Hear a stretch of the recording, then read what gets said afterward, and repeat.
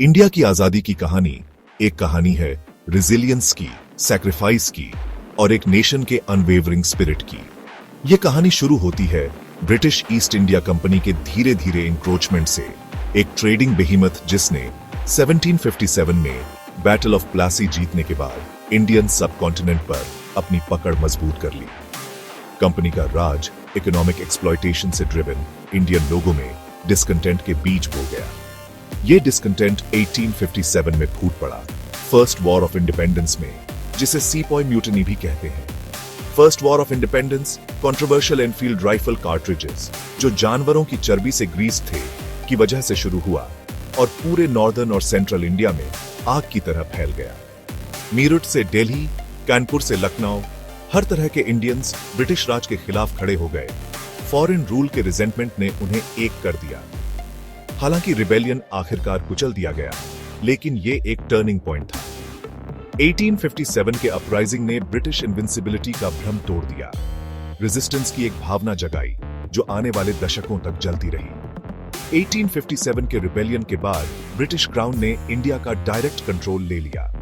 British राज जैसा कि इसे जाना गया, एडमिनिस्ट्रेटिव रिफॉर्म्स और इंफ्रास्ट्रक्चर डेवलपमेंट का एक एरा लेकर आया।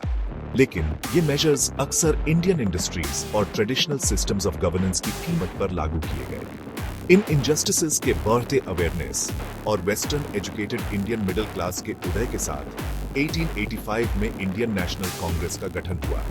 मॉडरेट नेशनलिस्ट्स जैसे दादाभाई नाओरोजी, गोपाल कृष्णा गोखले और सुरेंद्रनाथ बनर्जिया के नेतृत्व में शुरुआती कांग्रेस ने एग्जिस्टिंग कॉलोनियल फ्रेमवर्क के अंदर ग्रेटर इंडियन रिप्रेजेंटेशन की वकालत की। पिटिशंस, डेलीगेशंस और एलोक्वेंट स्पीचेस के जरिए उन्होंने इंक्रीमेंटल चेंज लाने की कोशिश की, लेकिन रिफॉर्म्स की धीमी गति और ब्रिटिश गवर्नमेंट के इंट्रांसिजेंस ने धीरे धीरे फ्रीडम स्ट्रगल के लिए ज्यादा रेडिकल अप्रोचेस का रास्ता बनाया।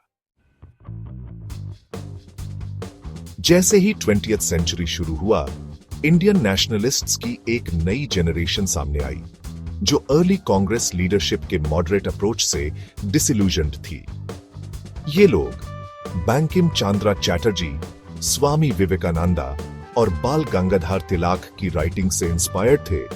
कंप्लीट इंडिपेंडेंस यानी स्वराज में बिलीव करते थे। जैसा कि तिलक ने फेमसली कहा था, स्वराज मेरा बर्थ राइट है और मैं इसे लेकर रहूंगा। असर्टिव नेशनलिज्म की इस नई वेव ने स्वदेशी मूवमेंट में एक्सप्रेशन पाया, जिसने ब्रिटिश गुड्स का बॉयकॉट और इंडिजिनस इंडस्ट्रीज को प्रमोट करने का आह्वान किया। 1905 में बंगाल का पार्टीशन, डिवाइड एंड रूल करने का ब्रिटिशर्स का एक ब्लेटेंट अटेम्प्ट ने नेशनलिस्ट सेंटिमेंट्स को और भड़का दिया। पार्टीशन ने वाइड स्प्रेड प्रोटेस्ट शुरू कर दिए। लोग स्ट्रीट्स पर उतर आए, ब्रिटिश गुड्स का बॉयकॉट किया और इंडिजिनस प्रोडक्ट्स को अपनाया। इस पीरियड में रेवोल्यूशनरी नेशनलिज्म का भी उदय हुआ। ग्रुप्स ने ब्रिटिश रूल के खिलाफ आर्म्ड स्ट्रगल की वकालत की। भगत सिंह, चंद्रशेखर आजाद और सुखदेव जैसे लोग इस रेडिकल अप्रोच के सिंबल्स बनकर उभरे। अपनी डेयरिंग एक्ट्स ऑफ डिफायंस से युवाओं की इमेजिनेशन को कैप्टिवेटेड किया। भगत सिंह खास तौर पर कंप्लीट इंडिपेंडेंस में अपने अनवेवरिंग बिलीफ और कम्युनलिज्म के क्रिटिक के लिए एक आइकॉन बन गए। उनके एक्शंस इंक्लूडिंग 1929 में दिल्ली में सेंट्रल लेजिस्लेटिव असेंबली की बॉम्बिंग, मैसेज को जगाने और ब्रिटिश रूल की नींव को चुनौती देने के लिए थे। हालांकि उनकी जिंदगी छोटी रही, भगत सिंह और दूसरे रेवोल्यूशनरीज के सैक्रिफाइसेस ने इंडियन साइकी पर एक इंडेलिबल मार्क छोड़ा, आने वाली जनरेशंस को इंस्पायर किया। इसी दौरान इंडियन नेशनल कांग्रेस इवॉल्व होता रहा। महात्मा गांधी और जवाहरलाल नेहरू जैसे लीडर्स प्रोमिनेंट वॉइसेस बनकर उभरे। इंडिया के फ्रीडम स्ट्रगल में एक नए चैप्टर के लिए स्टेज सेट हो गया था, जो नॉन वायलेंट रेजिस्टेंस और मैस मोबिलाइजेशन से कैरेक्टराइज्ड होगा। 1915 में मोहनदास करमचंद गांधी, एक लॉयर जिन्होंने साउथ अफ्रीका में रेशियल डिस्क्रिमिनेशन के खिलाफ एक सक्सेसफुल सत्याग्रह कैंपेन लीड करने के बाद रिसेंटली इंडिया वापस आए थे, इंडियन पॉलिटिकल सीन पर अराइव हुए। गांधी का सत्याग्रह का फिलॉसफी, जिसका मीनिंग है ट्रूथ फोर्स या सोल फोर्स, इनजस्टिस के खिलाफ नॉन वायलेंट रेजिस्टेंस की वकालत करता था। वो लव और ट्रूथ की पावर से ऑपरेशन को ओवरकम करने में बिलीव करते थे और नॉन कोऑपरेशन के एक्ट्स के थ्रू ऑपरेसर के मॉरल कॉन्शियंस को जगाना चाहते थे। गांधी का मैसेज इंडियन मैसेज के साथ डीपली रेजोनेट हुआ।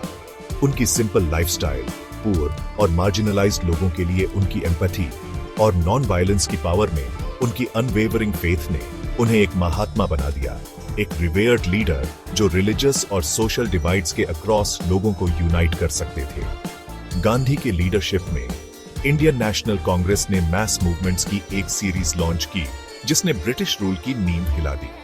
1920 to 1922 के नॉन कोऑपरेशन मूवमेंट में लाखों इंडियंस ने ब्रिटिश टाइटल्स और ऑनर्स त्याग दिए, गवर्नमेंट इंस्टीट्यूशंस का बॉयकॉट किया और टैक्सेस देने से मना कर दिया। मूवमेंट हालांकि वायलेंस के एक इंसिडेंट के बाद इवेंचुअली वापस ले लिया गया, लेकिन इसने मैस मोबिलाइजेशन और नॉन वायलेंट रेजिस्टेंस के पोटेंशियल को डेमोन्स्ट्रेट किया। 1930 में गांधी का आइकॉनिक डैंडी मार्च ब्रिटिश सॉल्ट टैक्स के प्रोटेस्ट में कोस्टल विलेज डैंडी तक 240 माइल की वॉक ने दुनिया की इमेजिनेशन को कैप्चर कर लिया। गांधी की इमेज हाथ में स्टाफ लिए हजारों इंडियंस के साथ चलते हुए कॉलोनियल रूल के खिलाफ डिफायंस का एक पावरफुल सिंबल बन गई।